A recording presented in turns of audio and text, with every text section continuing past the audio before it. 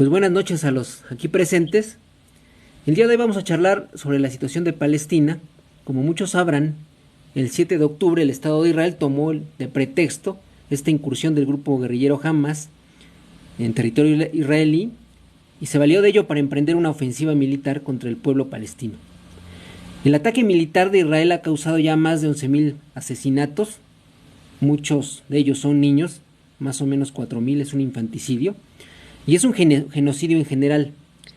Cabe mencionar que la ocupación de Israel ha sido de opresión y expropiación de territorio. En 71 años se ha expropiado el 85% del suelo palestino. O sea, no es una cuestión nueva.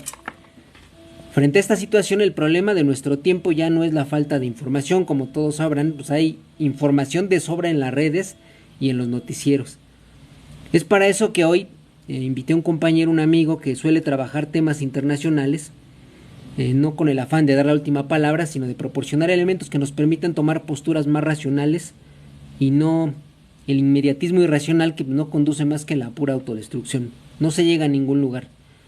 Entonces, pues el invitado que tenemos es como les decía, un amigo, se llama José Luis Ríos Vera, cuenta con estudios de doctorado por la UNAM, ha publicado diversos artículos, sobre todo en los medios digitales, es donde más suele trabajar, y regularmente es citado por algunos otros articulistas, tiene buenos trabajos, le han hecho entrevistas en Sputnik, le han dedicado también en Telesur le han dado la chance de publicar ahí.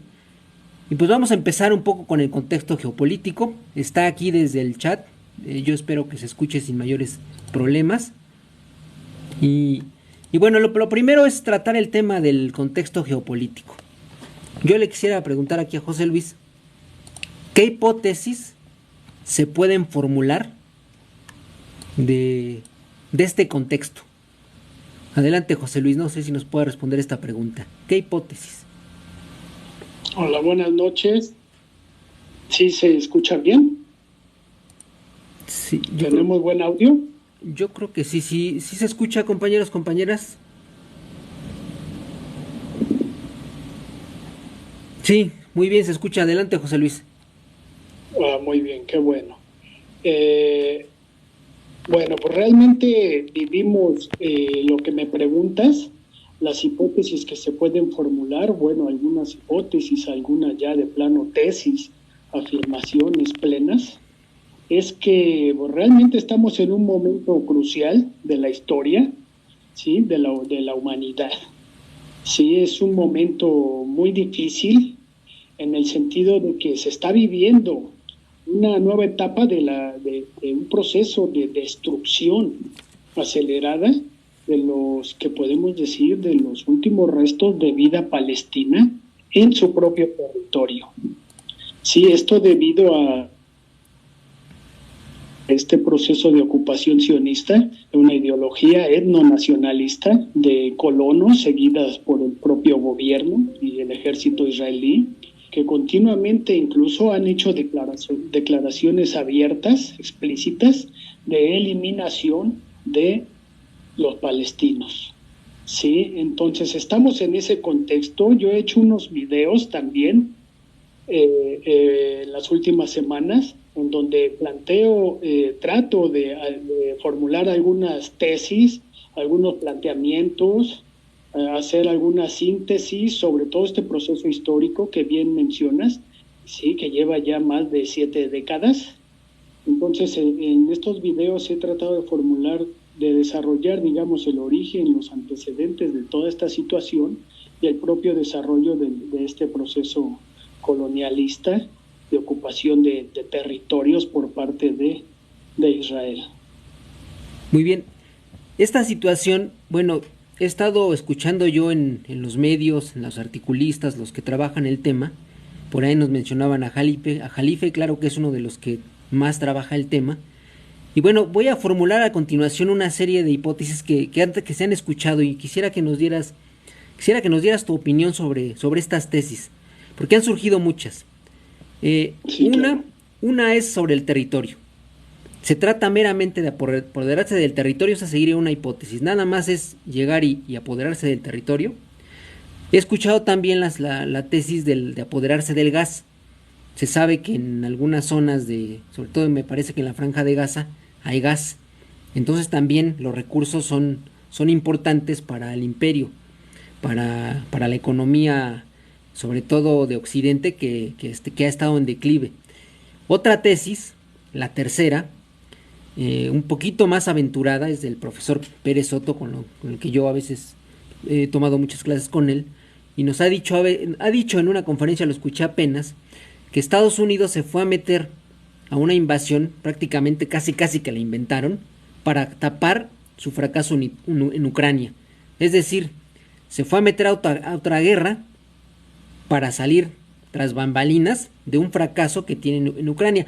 Y bueno, también ahí es un eufemismo, no es ninguna guerra. Sabemos que la invasión de Israel contra Palestina pues es una invasión, no quieren hacernos vender como una guerra cuando no hay guerra.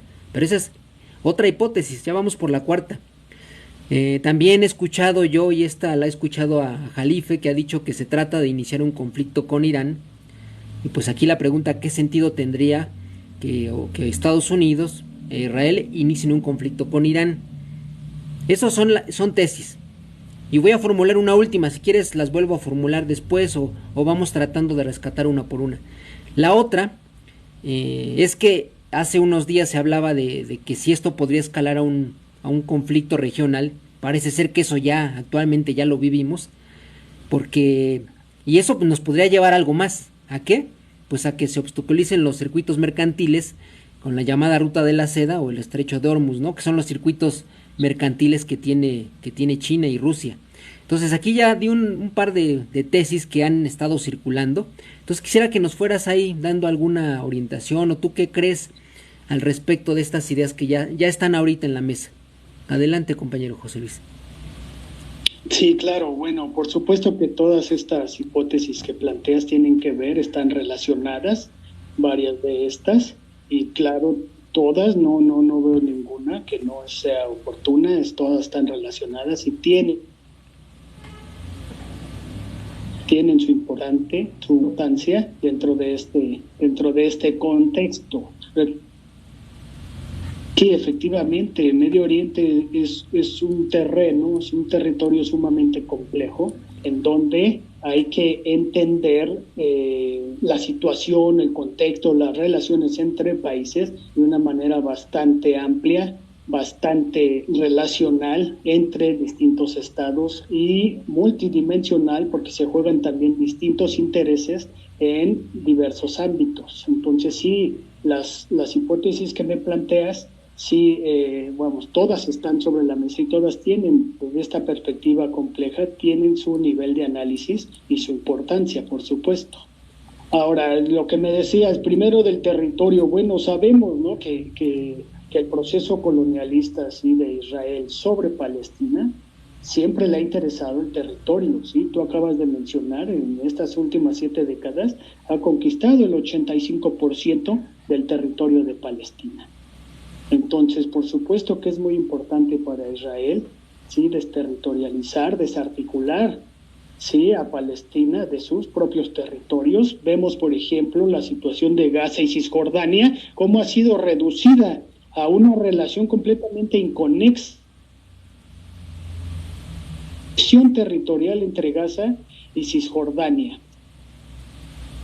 Fragmentado la región, el territorio palestino, en términos geográficos y políticos, ¿sí?, para debilitar la propia unidad, la propia resistencia y la propia lucha de Palestina por sus derechos. En ese sentido, recordemos que Israel ha apoyado, ¿sí?, al propio Hamas, precisamente con este fin de romper la unidad de la resistencia, debilitar a la OLP, ¿sí? Buscando esa fragmentación, buscando esta cuestión del divide y vencerás, fragmentar la unidad territorial de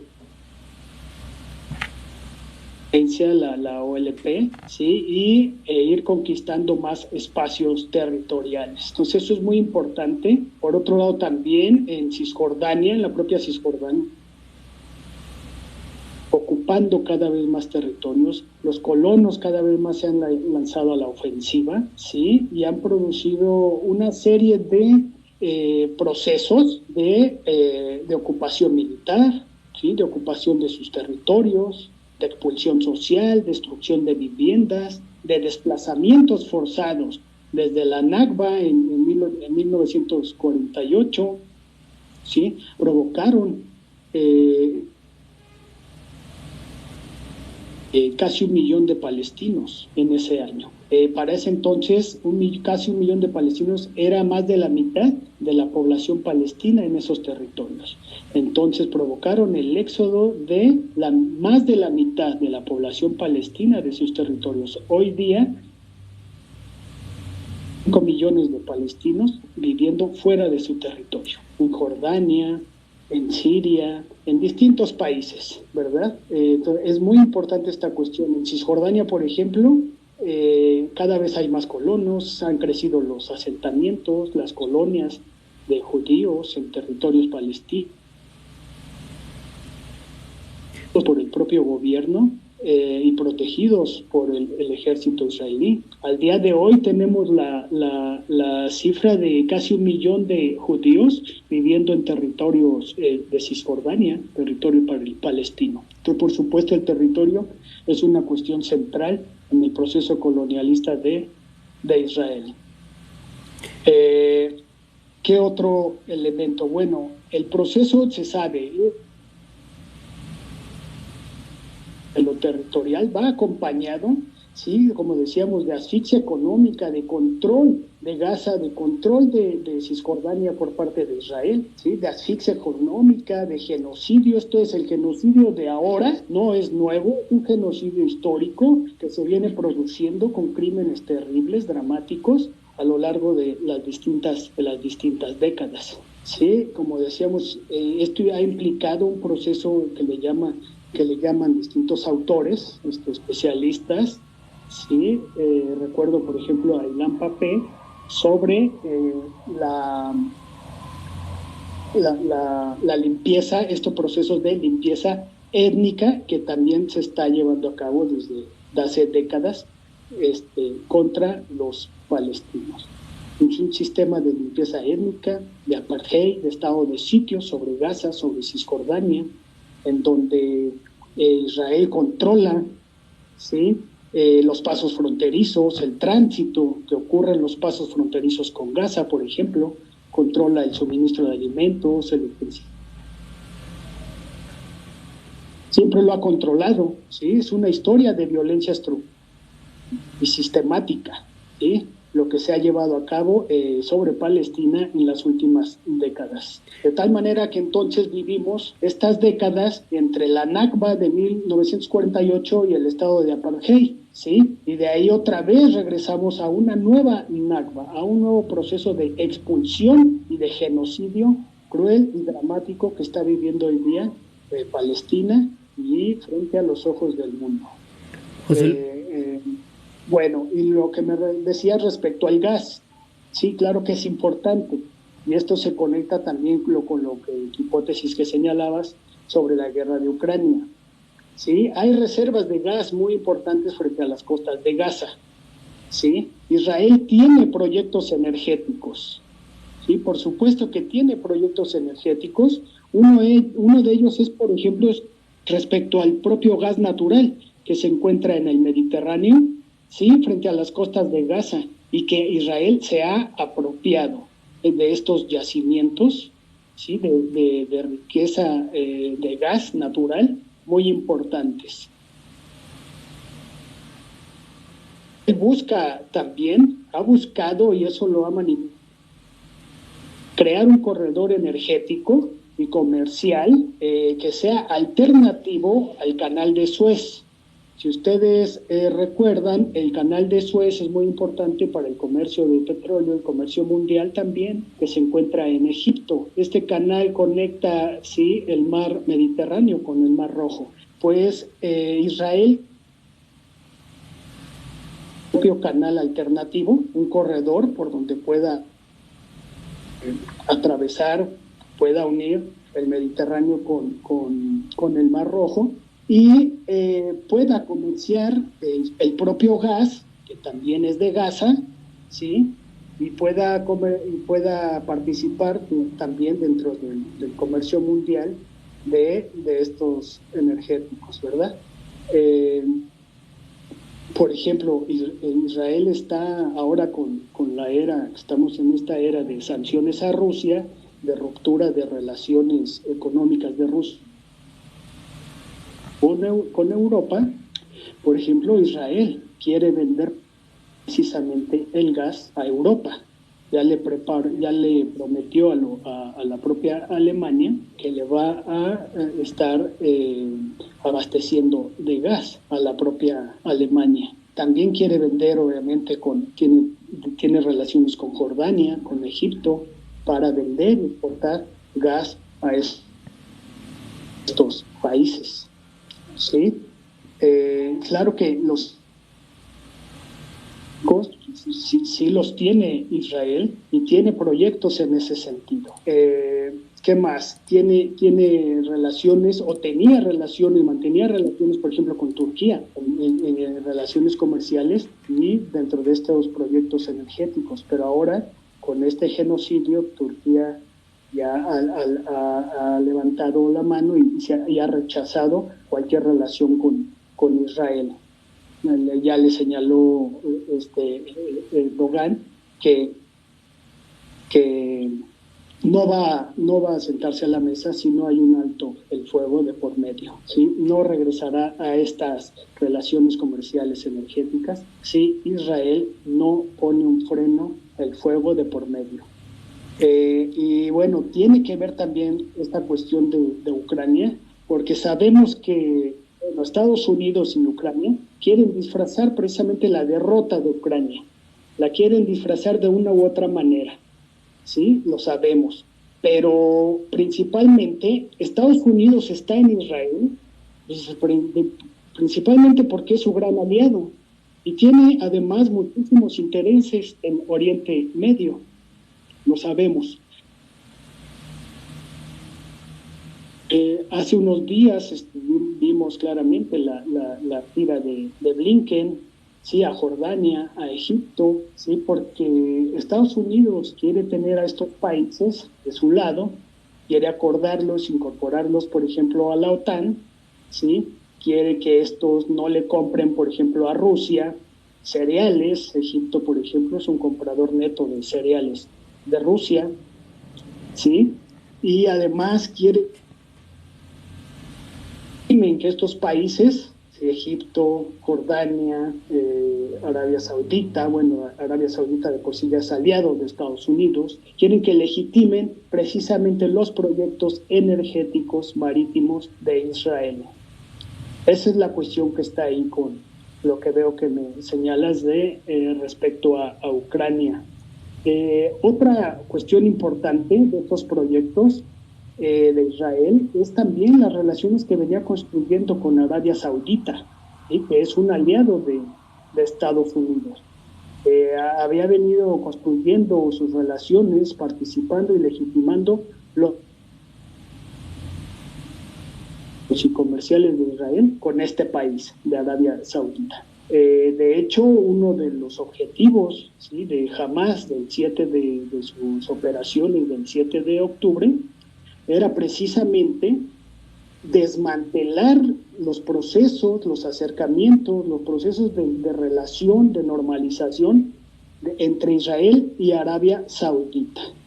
Cosa que efectivamente se ha logrado, porque ahorita pareciera ya están enterrados, del mismo modo que la relación de Turquía con Israel. Es decir, sí se logró ese objetivo de Hamas, de enterrar las relaciones de Israel con Arabia Saudita respecto a estos procesos de normalización y de relaciones energéticas y comerciales. En ese sentido.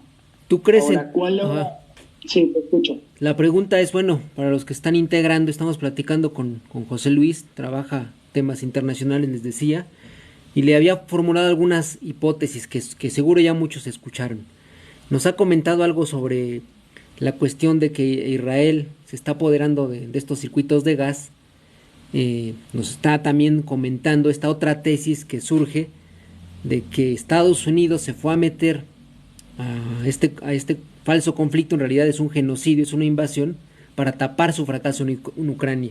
Y aquí lo que ha empezado a surgir mucho es el conflicto regional que ya existe.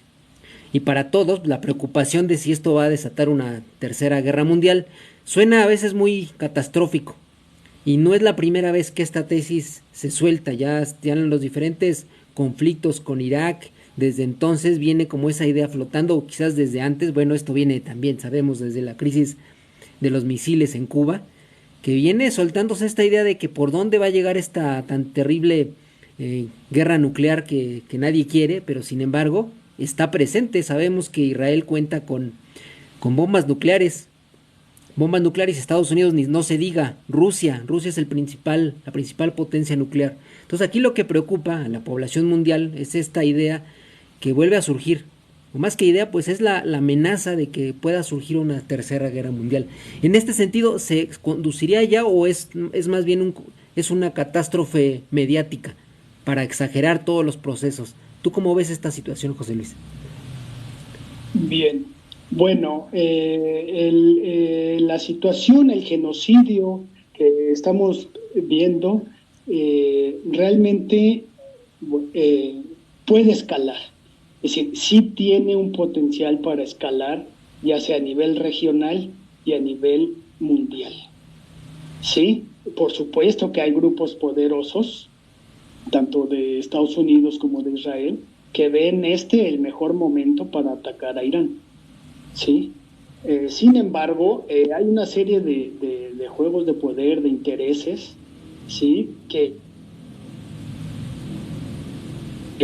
este proceso de escalada, ascenso, esta situación, ¿no? El contexto bélico, ¿sí? Realmente lo que yo veo, esa escalada depende de qué tanto va a hacer o puede hacer Israel, ¿sí? Realmente yo lo que veo es que Estados Unidos, por ejemplo, por ahora no quiere la guerra porque no le conviene. No quiere una guerra ni siquiera regional ni mundial porque no le conviene a Estados Unidos, ¿sí? Estados Unidos lleva años tratando de imponer sus intereses en la región, en Medio Oriente, ¿sí? No quiere que escale ni siquiera a un nivel regional para que no se quebranten estos años de trabajo político que tiene Estados Unidos con la región. Por ello no quiere una escalada del conflicto. Por un lado, presiona a Israel, al menos precisamente para evitar esa escalada, ¿sí?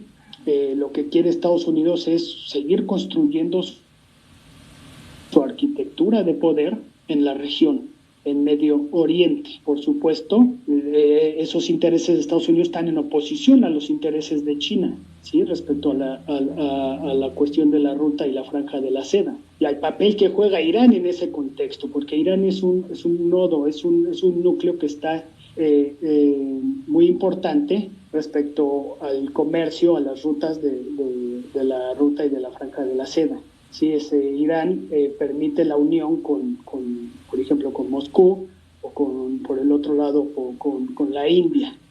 Sí, es un papel el que destaca, el que jugaría Irán para de China y de Rusia también. Entonces tú descartas. Yo veo que también Irán, por otro lado, dependiendo, no descarto la escalada. Por supuesto que la tensión está muy fuerte, es muy intensa, pero es dependiendo también de lo que haga Israel. Es lo que yo veo, porque Irán, por ejemplo, yo veo que tampoco no quiere la guerra. Sí, veo que hace amenazas contra Estados Unidos, de un boicot petrolero, de un boicot también contra Israel, sí, pero hasta ahí, todo se queda en meras amenazas, sí. Veo que la guerra, no quiere la guerra, porque lo que quiere, como Irán, el comercio, que fluya el petróleo, ¿sí? Y los dos países, en este caso, interesados en su propio crecimiento. ¿Te refieres a China? Sin embargo, la situación Sí, de China y Es que se de perdió Irán. el Eh, China e Irán, sí, claro. Ahora, pero la situación es dramática a nivel mundial. Apenas hace unos días, el propio secretario del Consejo de Seguridad Rusia, Nikolai Patrushev, hace unos días la política destructiva de Estados Unidos venía deteriorando cada vez más la situación de la seguridad global. En ese contexto de esta política de Estados Unidos, ¿sí? Se vienen empeorando las viejas crisis y vienen surgiendo nuevas crisis con altos riesgos, o sea, incrementándose los riesgos de utilizar armas nucleares, químicas. En ese sentido, la seguridad mundial sí está bastante inestable. Sería aquí en el contexto del genocidio contra Palestina, es el papel que está jugando, que quiera jugar Israel, hasta dónde quiere ir en función de sus propios intereses, lo que puede desencadenar un escalamiento del conflicto. Lo dijo también Hezbollah. Justamente el viernes pasado, hace 8 días, en el discurso del líder de Hezbollah, Nasrallah, donde dicen, prácticamente también ellos señalaron que no, ellos no querían la guerra, pero que estaban bajo toda la tensión de si Israel decidía huir hacia adelante y bombardear, hacer un ataque preventivo contra Hezbollah, que representa también intereses, ya sabemos, de Irán. Eso es lo que tengo, ¿no? ¿Qué más me preguntabas? No, eso, yo creo que quisiera pasar a la siguiente parte, ya hablando de la cuestión de la crisis, no tanto económica, geopolítica, lo que se está jugando, que más o menos ya se conoce un poco el panorama con lo que nos has dicho. Quisiera ahora entrar en el tema de la crisis humanitaria. Para los que se incorporan, estamos dialogando en una llamada que se hizo por WhatsApp, no pude hacerla por la plataforma de TikTok. Es un compañero, es un amigo, José Luis. Les decía, él trabaja temas internacionales y quieren leerlo, suele subir sus artículos en la Jain, los suben ahí en rebelión.org. Actualmente está trabajando el tema de la situación que se vive en Palestina, abrió un canal de YouTube, luego se los compartiré, y está subiendo videos informativos con ciertos análisis, es muy acertado sus trabajos, tan es así que le han hecho ya entrevistas en Sputnik, en Telesur le han subido varios artículos, entonces tiene buen ojo, por eso lo invitaba a que nos compartiera un poco su ojo, su perspectiva. Me interesa ahora ir a la parte de la crisis humanitaria. Ya hemos visto, o sea, es una situación pues lamentable. Les decía yo al principio que ahora no padecemos la falta de información. Actualmente, ahora padecemos la sobreinformación. Y Israel y Occidente, aunque quieran tapar el monstruoso crimen que están cometiendo, es imposible con toda esa información. Aunque lleguen muchas fake news, es imposible ya tapar a estas alturas lo que ocurre en Gaza. Entonces me gustaría charlar ahora sobre la cuestión humanitaria. Una primera pregunta es, ¿por qué Israel lanza esta atroz invasión? Esta invasión sionista es una atroz invasión sobre un pueblo que no tiene armas en similares condiciones. No sé, Hamas es una guerrilla que seguramente no tiene ni tanques blindados como sí los tiene Israel, o tecnología de punta como sí la tiene, y sin embargo se ha dicho que incluso ya han sido derrotados en tierra por este grupo, y actualmente pues les hicieron una incursión sin que la pudieran detectar. Bueno, eso es lo que se ha dicho. Entonces es una primera pregunta, ¿por qué? ¿Qué hay detrás? Quisiera, no sé si tuvieras ahí alguna hipótesis. Es mera cuestión religiosa, ¿qué juega ahí? ¿Por qué se lanzan contra un pueblo indefenso? O sea, se me hace una aberración, una locura. ¿Por qué hace eso Israel? No sé si quieras comentarnos algo al respecto. Sí, bueno, por lo mismo que lo ha venido haciendo durante décadas, ¿sí? Es una guerra para esta ideología etnonacionalista, ¿sí? Colonialista,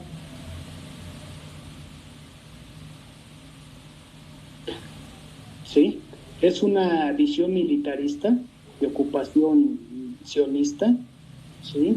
Con esta ideología, ¿sí? Llena de un profundo odio étnico que busca a toda costa la eliminación del otro, de la diferencia. Aquí está también de fondo esta discusión, ¿no? La eliminación, el odio étnico, la eliminación del otro, de la diferencia, de otra posibilidad de ser, ¿sí? En el fondo está esta cuestión, como señalo, ideológica, etnonacionalista, que viene desde décadas tratando de eliminar y de destruir toda existencia palestina. Esto se cruza con los intereses, porque decíamos hace un momento, los intereses energéticos comerciales del gobierno de Netanyahu, ¿sí? Israel, de hacer un corredor marítimo energético que también atravesaría Gaza, y necesitan instaurarlo sobre la base de, pues en este caso, de los muertos, como bien dices, de los asesinatos de niños, de mujeres y de no civil palestino. Entonces, esta es una cuestión terrible, dramática. Los medios de comunicación occidentales deshumanizan por completo, continuamente, permanentemente a los palestinos, facilitando de esta manera, aceptando, legitimando el genocidio, ¿sí? Difundiendo propaganda o haciendo apología del odio, ya sea racial, nacional o religioso. En ese sentido, incitando a la propia violencia. Es decir, hay que saber que los medios de comunicación tienen mucha presión, muchos de estos son controlados por propios judíos. Entonces, por ejemplo, en Estados Unidos, ¿sí? Las redes sociales en Estados Unidos censuran precisamente a los defensores de los derechos humanos, ¿sí? Y al mismo tiempo le dan la mayor resonancia a aquellos defensores o a aquellos impulsores de propaganda pro-israelí. Sí, hay intereses muy fuertes por parte de lo que llaman el lobby israelí, ¿sí?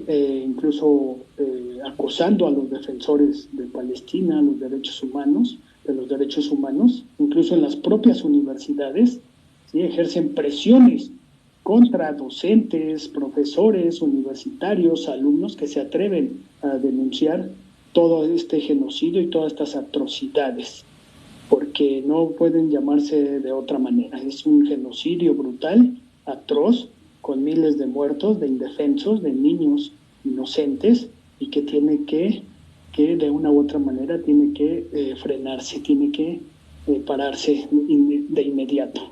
En esta situación de los medios, lo que sea, al menos mi percepción, ya que vivimos en América Latina, pues prácticamente se ha visto que la batalla está perdida para Occidente. Difícilmente se puede oponer o imponer esta visión unilateral de este lobby. No, nadie se la cree. O sea, yo la verdad, yo veo en Latinoamérica es difícil que se crea en todas estas mentiras que quieren imponer. Entonces yo al menos de este lado del continente pareciera que ya hay un fuerte contrapeso a esta narrativa prooccidental, sionista, en donde quieren hacer ver una guerra donde no hay guerra, es una invasión de coloniaje contra un pueblo que no tiene un ejército para defenderse, un ejército regular, contra una potencia militar.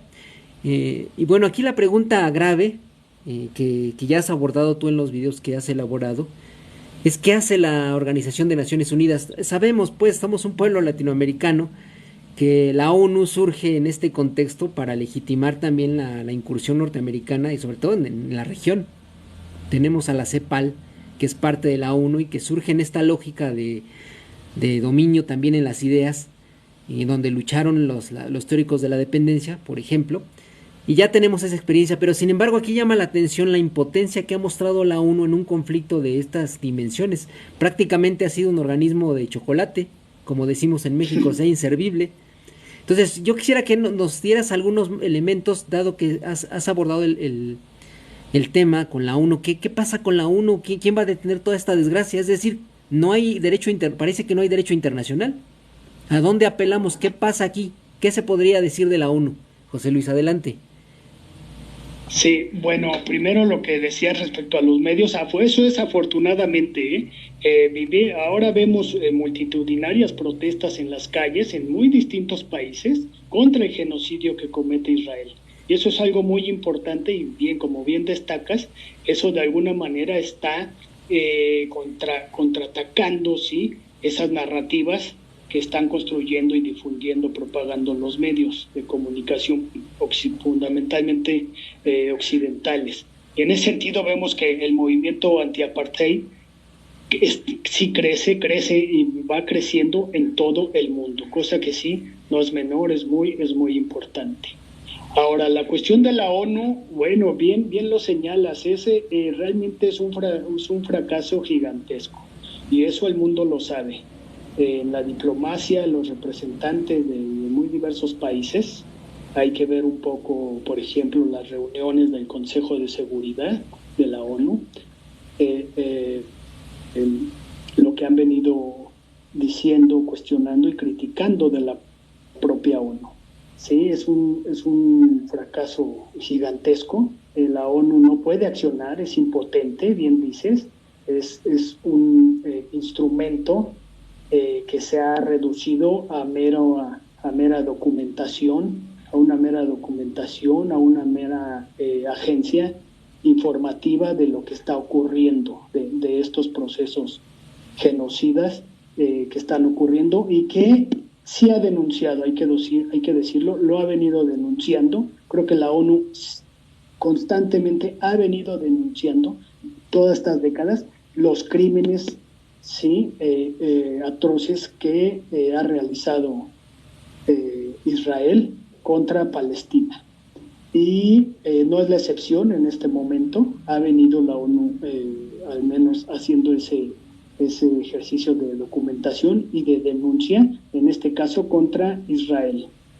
¿Sí? Sin embargo, si bien ha denunciado, ha hecho cuestionamientos y críticas, por ejemplo, vemos al secretario general de la ONU,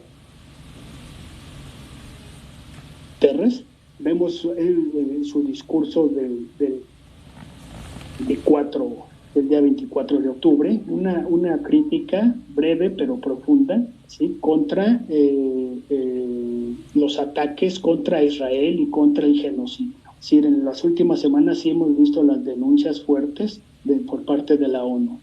Sin embargo, el papel de la ONU no solamente es no es el de una agencia de noticias o de información.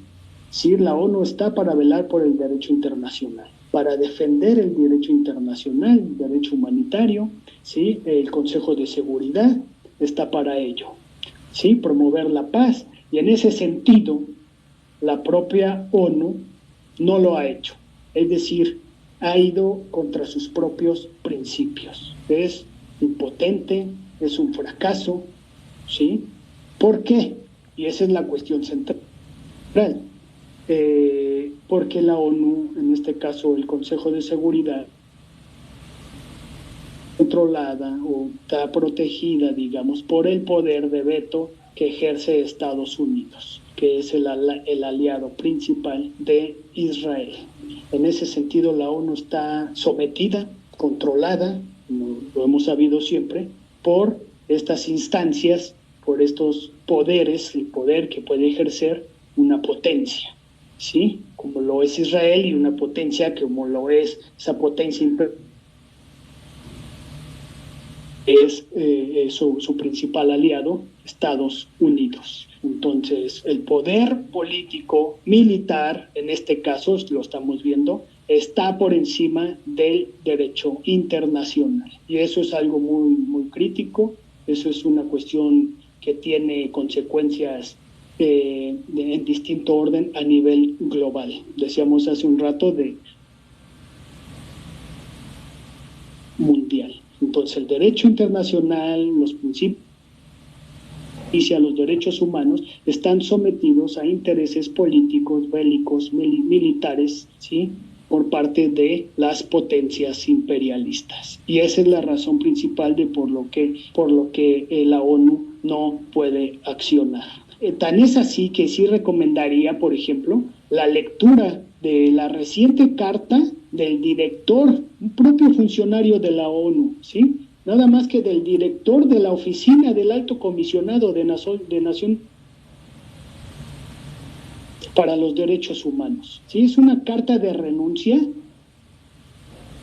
Director Craig McKeever, me parece, se llama, director para la oficina del Alto Comisionado. Sí, es una carta de renuncia a su propia función, ¿sí?, como director de esta oficina del Alto Comisionado. Y renuncia porque, y ahí la carta es un documento bastante significativo, porque ahí denuncia, entre otras cosas, denuncia el propio fracaso completo de la ONU, ¿sí?, el fracaso de la defensa de sus principios y de la defensa del derecho internacional, ¿sí? Es un fracaso total. Ahí que sale esta propia renuncia del director, trabajando precisamente en la cuestión palestina desde hace 3 décadas. ¿Sí? Entonces ahí hace una síntesis de toda esta invasión, de toda la guerra, de todo el proceso colonialista que ha llevado a cabo Israel desde por lo menos las últimas 7 décadas. Sí, es una carta en donde denuncia a este mismo director la complicidad de las principales potencias occidentales, Unidos, Alemania, Gran Bretaña, etcétera, ¿sí? Es decir, esa complicidad cínica, terrible. Yo veía también en el Consejo el Consejo Europeo apenas hace unos días, como por un lado llaman en el Consejo Europeo llaman a la mecanismos humanitarios para los palestinos, pero por otro lado están llamando a la defensa, ellos le llaman así, la legitimación, a la defensa de Israel y a los derechos que tiene Israel. Es decir, están legitimando cínicamente el genocidio contra palestinos, pero se quieren lavar las manos con algunas medidas que ellos llaman humanitarias. ¿Cuáles? Pues están llevar a los palestinos al desierto a otros países de Europa, ¿sí? Es decir, limpiar el suelo palestino, quitarles el territorio palestino y sacar a todo palestino de sus territorios. Entonces es dramática la situación y bueno, la ONU en ese sentido está igualmente sometida, ¿sí?, a esas potencias y a la complicidad que existe entre estas potencias. Decía Marx, me acuerdo, una cita famosa del Capital, que entre derechos iguales domina la fuerza. Pues aquí se corrobora nuevamente estas ideas que Marx ya soltaba. Llama la atención, dejaremos para otra charla, qué va a pasar con la ONU, porque ante la nueva correlación de fuerzas a nivel geopolítico, geoeconómico, con China de un lado, el polo asiático y estadounidense, pues llama la atención que organismos como la ONU pues quedan limitados. Dejaremos para eso, para otra ocasión. Y ahorita quiero, para ir cerrando, que abordemos el tema de la política de lo realmente posible, así la llamé. ¿Qué se puede hacer? O sea, si ya vimos que hay una situación grave de derechos humanos, un genocidio en Gaza, y yo me pregunto, bueno, ¿y qué se puede hacer? ¿Se puede hacer algo? Y no estoy hablando de lo que en el marxismo llamamos como una política de lo imposible. Hacer posible lo imposible, no sé si la han escuchado, es no pedirle al sistema lo que ya puede dar, sino lo que no puede dar, es decir, la libertad, una sociedad más justa y todos los derechos humanos que siempre ha peleado la izquierda anticapitalista. No quiero irme por allá ahorita, quiero hacer algo previo, la política de realmente posible, lo que siempre apelan los políticos, los gobernantes, lo que ya está. ¿Qué se puede? Bueno, hemos visto las limitaciones de la ONU, y yo me pregunto, ¿qué podemos hacer? El sistema del capital, yo te pregunto, José Luis, ¿puede dar una salida? Rusia, China han condenado, América Latina ha mostrado más o menos una denuncia al genocidio. Se ha visto que, por ejemplo, Evo Morales ha condenado, no es presidente, pero es una figura que pesa. Petro en Colombia yo he notado que ha visto bastante radical. Bueno, Bolivia rompió relaciones con Israel. México lamentablemente no lo ha hecho. Yo sospecho, no sé qué dirán los que nos escuchan, pero ustedes recordarán que México, el gobierno actual, no solo el actual, viene desde los anteriores, han tenido muchas relaciones con los militares. Yo subí unos gráficos de cómo se le ha asignado en México, se le duplicó el presupuesto a las Fuerzas Armadas. ¿Y cuál es el problema? Bueno, más allá del presupuesto, es el tipo de relaciones que se establecen. Se acordarán del software Pegasus. Yo recuerdo que venía de Israel. Entonces yo pienso que ahí hay una fuerte presión por parte de este polo sionista que opera tras las sombras aquí en México y no permite que el gobierno de Obrador rompa, no pongamos que rompa relaciones, pero sin embargo que denuncie el genocidio, que sea más tajante, más radical, como lo ha hecho Evo Morales o en Colombia. Y estamos hablando aquí de gobiernos capitalistas, no estamos hablando aquí del gobierno de la clase trabajadora. Yo quisiera ahorita centrarme en eso. ¿Qué se puede hacer, José Luis? ¿Tú qué podrías sugerir ante el fracaso de la ONU? ¿El capitalismo puede dar salida a un conflicto, a una situación así?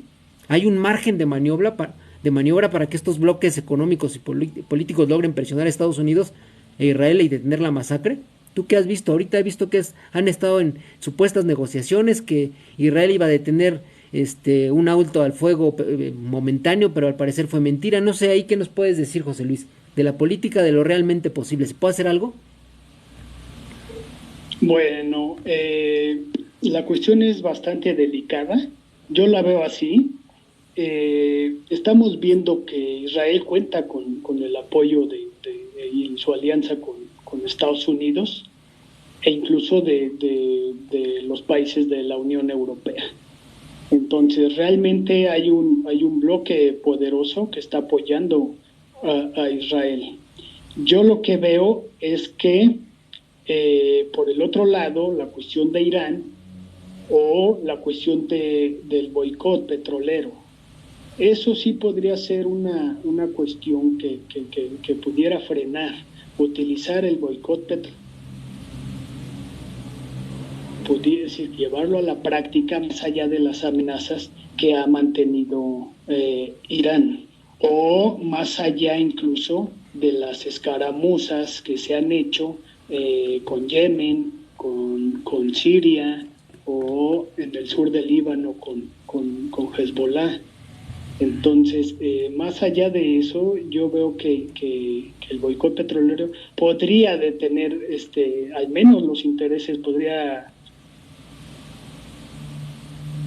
de Estados Unidos. El papel de Estados Unidos es importante en el sentido de que el próximo año tendrá elección, se juega la reelección el propio Biden, y no le es para nada conveniente ni un escalamiento del conflicto, ni tampoco un aumento de los precios del petróleo, ¿verdad?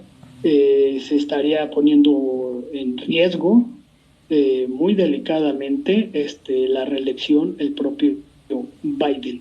Yo lo vería por ahí de que es eso lo que podría detener la escalada del conflicto. Claro, son muy importantes las manifestaciones, ¿verdad?, de los pueblos, de las naciones, de las sociedades en su conjunto, y las presiones representantes diplomáticos, y que estos hablen, busquen alianzas en otros países y ejercer la presión. Todo eso es muy importante. Sin embargo, yo veo que sí, bajo el dominio del sistema del capital,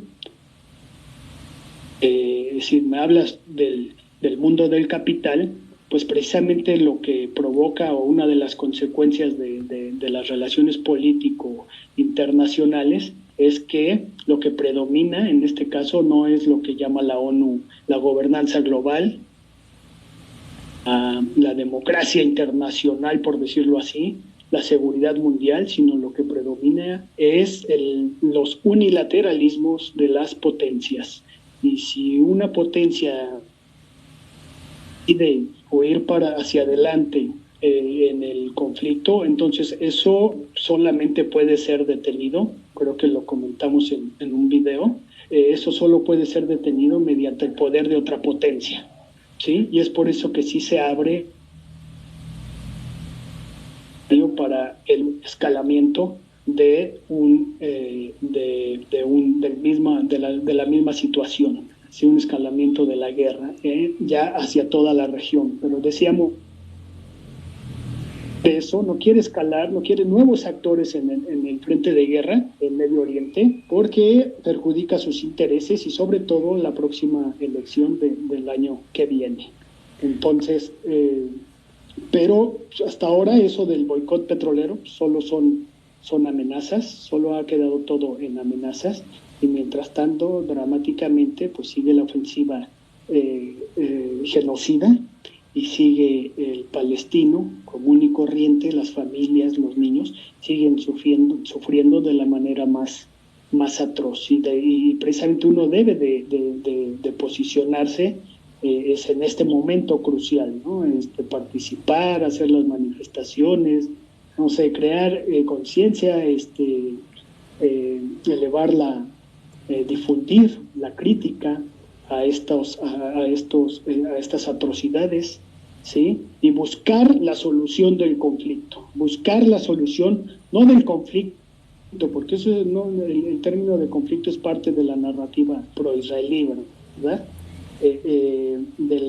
Buscar la solución, ¿sí?, de los intereses de Palestina, y eso es hacia donde debemos de apuntar, porque llevamos década tras década supuestamente bajo el orden de los acuerdos de Oslo, del reconocimiento de los dos estados, pero bueno, ahora ¿cómo se va conocimiento de los dos estados si están expulsando a los propios gazatíes de su territorio? Entonces eso implica otra serie de reflexiones, otro trabajo político, pero de entrada lo más apremiante es la crisis, afrontar la crisis humanitaria, la catástrofe humanitaria que se está viviendo en estos momentos, y el alto el fuego. Eso es lo inmediato. Ok, por último, la última serie de preguntas, son un par nada más. La política de lo imposible. Si es bien sabido que la política del capital tiene estos límites, y pues parece que solo la única forma de detener, al menos con lo que te escucho decir, la única forma de detener esta invasión colonial es la presión de otra potencia, ¿no? Que implica también la escalada del conflicto. Y es una manera quizá de contener la ofensiva militar de Israel contra Palestina. Es decir, la presión petrolera que nos comentas. Escuché también otras tesis sobre la situación de si es viable actualmente la solución de los dos estados. Ya se menciona que quizá no, que quizás tenga que ser uno, pero bueno, vamos a dejar eso en suspenso. Lo que quiero hacer ahorita el ejercicio de qué nos toca a nosotros, que estamos desde un lugar donde tenemos muy poca influencia en términos diplomáticos, no somos diplomáticos, no tenemos peso en esos lugares. Sin embargo, estamos del lado del trabajo, estamos en la zona donde nos movilizamos, los que salimos a las marchas, los que condenamos mediáticamente, estamos haciendo contrapesos contra esta narrativa prooccidental, y pues vamos a acercarnos a la política de lo imposible. La política de lo imposible pues son fórmulas clásicas, se pide el Estado obrero, la salida obrera de Palestina. A veces es un poquito, ¿cómo decirlo? Pues no sé si llamarlo fantasiosa, en el sentido de que el hecho de que sea imposible no quiere decir que no se pueda hacer, pero sin embargo pareciera más a veces una mera consigna. Yo no quiero quedarme en la consigna, a eso me refiero cuando digo pues qué bueno sería que tuviéramos un Estado obrero. Sin embargo, con la política de lo imposible, más allá, quiero salir más allá del panfleto, más allá de la fórmula de sí, que sea un Estado obrero y quién lo va a llevar a cabo, ¿no?, ante la situación que tenemos. Sin embargo, creo que sí es posible dar una salida, porque no nos podemos quedar en la política de la derrota. Yo he visto ya que las manifestaciones han ido escalando. Ya han salido ya millones de trabajadores o del pueblo trabajador o de los sectores populares a manifestarse en todo el globo. Y ha aumentado. Yo ya he visto que en Europa, sobre todo en Europa, que es donde ya han impactado estas movilizaciones, hasta dónde se puede presionar ¿qué alternativas podemos dar más allá de la consigna de panfleto? Ustedes sabrán por mi canal que yo debato mucho contra los manuales, contra los panfletos, pues también aquí a mí me interesa saber, ser inteligentes, qué podemos hacer como clase trabajadora, qué nos toca, qué se puede hacer, eh, hasta dónde está nuestro alcance. Yo ya he visto, por ejemplo, que ya empieza a resonar otra vez que donde los trabajadores están empaquetando o van a mandar armamento para Israel y lo detienen, no lo dejan salir, ¿no? Entonces, José Luis, para terminar con esta charla del día de hoy, ¿cómo ves esta política de lo imposible? ¿Tú qué propondrías? ¿Qué nos toca? ¿Para dónde va todo esto? ¿Qué podemos hacer? Bueno, lo que te puedo decir a este respecto, la organización del trabajo, progresistas, trabajadores, etcétera, debemos seguir manifestando, ¿sí? Manifestándonos en contra de la guerra y del genocidio, o de la guerra de exterminio, ¿sí? Contra palestinos, de este genocidio brutal, de terror, realmente, de terror, contra millones de palestinos. Manifestarnos para que no siga creciendo esta situación, estos procesos ahora se reproduzcan en Cisjordania, por ejemplo, ¿sí? Que se ha venido escalando también la situación en Cisjordania, ¿sí? A causa de la postura de la ofensiva de colonos contra población palestina en Cisjordania. Entonces debemos seguir manifestándonos, sí, posicionándonos de alguna manera en este momento crucial de la humanidad, en donde se están asesinando, donde se está cometiendo un terrible, dramático, trágico genocidio contra seres humanos. Sí, entonces es claro que debemos tener esa manifestación, esa presencia, expresar nuestro repudio, nuestra posición en ese sentido, ¿sí? Buscar, tratar de incidir de una u otra forma en el alto el fuego de inmediato, ¿sí? Es decir, ahorita lo principal es terminar con el genocidio, es actuar respecto a atender la crisis humanitaria, ¿sí? En Palestina, en el sentido de que no hay comida, no hay agua, de los hospitales son bombardeados, ¿sí? Hay más de 100 ataques, se han registrado en este mes, se han registrado más de 100 ataques a hospitales en Gaza, ¿sí? Más de 100 ataques en un solo mes, ¿sí? Por otro lado, la clase trabajadora, las fuerzas populares, debemos entender cada vez mejor, tener más claro, que estos procesos que se experimentan son los que pueden emanar de un mundo capitalista, ¿sí? Es decir, solamente podemos experimentar este tipo de procesos dentro del mundo del capital, ¿sí? Dentro de un mundo y rivalidades imperialistas, ataques colonialistas, ¿sí? Un mundo que permite estructuralmente, políticamente, permite o están abiertos los espacios para políticas bélicas unilaterales, ¿sí? Los trabajadores, los movimientos sociales, las fuerzas populares, vamos a entender bien el funcionamiento de este orden mundial, ¿sí? Capitalista, en donde no impera el derecho internacional, y no impera hoy día, no, o sea, no es que el genocidio de hoy, esta etapa de este genocidio que estamos viviendo, no se esté respetando el derecho internacional. Y antes sí, no, realmente el derecho internacional, es decir, la ocupación de territorios palestinos, son violaciones al derecho internacional, y eso es desde el 48, ¿sí? Desde todas estas últimas décadas. El estado de apartheid, el estado de sitio, la ocupación militar, ¿sí? La asfixia económica, zonas que hace Israel en Gaza, en los pasos fronterizos, el control o del suministro de agua, de electricidad y de alimentos, todo eso es una violación al orden internacional. La historia precisamente de esta guerra de exterminio es una historia de violaciones a la ley, al derecho internacional humanitario. Y esto ocurre en el mundo del capital, en el mundo del unilateralismo político, que la ONU no es que haya fracasado en este mes, sino la ONU ha venido denunciando década tras década todos estos procesos de violencia estructural, de violaciones al derecho internacional, y no ha logrado accionar sobre eso. Es decir, es un fracaso rotundo, no de hoy, sino permanente. Pero eso es debido al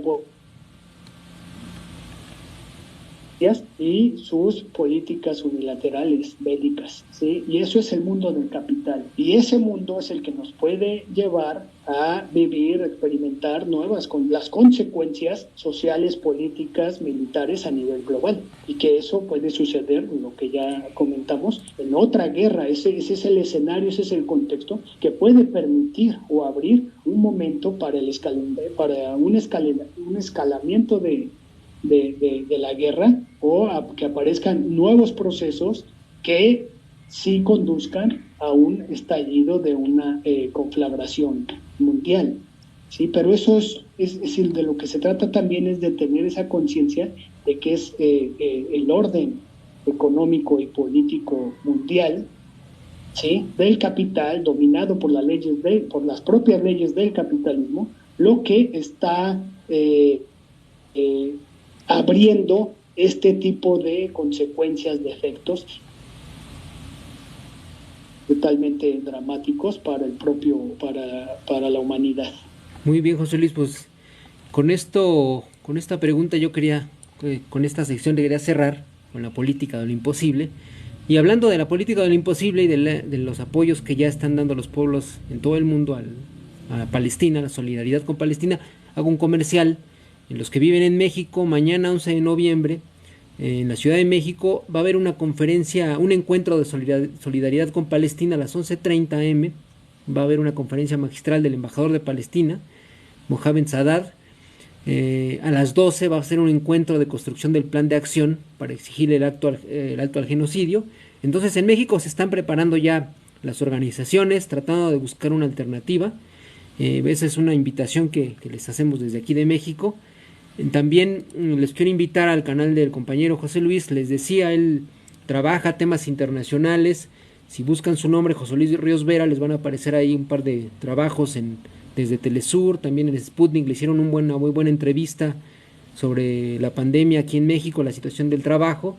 Y en la Jaén, en Rebelión, están sus artículos, son muy interesantes, muy buenos. Por eso lo invitaba este día de hoy a que nos comentara un poco sobre lo que ha estado trabajando. Su canal de YouTube se llama Claves Geopolíticas, así lo encuentran, lo acabo de pegar en un comentario, lo vuelvo a pegar, para los que quieran seguirlo. Está dando seguimiento a la situación, y pues esta vez no quisiera leer los comentarios, más bien era una invitación del compañero. Ya habrá una ocasión de que charlemos entre nosotros. Pues muchas gracias por haberse conectado. Estuvieron bastantes personas, llegamos a 70, 100 personas, muy buena audiencia. Pues muchas gracias por asistir, y pues ojalá que los que estemos por acá estemos apoyando, más allá del hate que suelen tirar, pues no sé, personas un poquito, pues a lo mejor que no quieren dialogar, no sé si deshumanizadas, o qué situación les empuje a no ver esta situación grave, ¿no? Porque los mismos organismos internacionales como la ONU, a pesar de esta impotencia, pues han señalado ya el genocidio. No es un secreto. Los mismos gobiernos del capital, algunos sectores sensibles, han dicho que ya se trata de un genocidio terrible. Entonces los esperamos para la siguiente transmisión. Les quiero anunciar, para los que viven en la Ciudad de México, estén interesados en los temas del gobierno actual de México. Preparé un artículo, estoy trabajando un artículo, una investigación sobre el presupuesto de la federación que se asigna para los diferentes ramos en el Estado mexicano. La transmisión la voy a hacer el miércoles. Subí un apartado, pero dejé otro en suspenso, es sobre el bienestarismo. Me interesa dialogar los interesados sobre la 4T, sobre Morena y sobre el gobierno de López Obrador que está cerrando sus 6 años, el sexenio. Así es que ese lo voy a anunciar, lo voy a hacer el día miércoles, espero que asistan, inviten a más compañeros, compañeras, compañeres, porque voy a dar buenos datos, son datos más allá de mi postura, yo tengo una postura anticapitalista, sin embargo la voy a sustentar con estos datos. Entonces los espero el miércoles, le doy un agradecimiento a José Luis, esperemos que para la siguiente ya pueda subirse aquí, no se haga la llamada por WhatsApp, de repente se acordaba un poquito, pero le agradezco mucho, síganlo en el canal y nos vemos en la siguiente. Muchas gracias José Luis, gracias compañeros, compañeras, compañeros, a todos. Nos vemos en la siguiente transmisión. Muchas gracias. Ahí manden sus, no sé, esto funciona con los corazoncitos, con los diamantes. Si les interesó la plática, les agradecería que nos apoyaran con esas cuestiones que nos da aquí el TikTok. Y seguimos en estas transmisiones. Pues muchas gracias a todos. Y ahora sí me despido. Y ahí dejen sus diamantes. Saludos a todos, gracias. Sí, gracias José Luis, gracias, nos vemos. Gracias.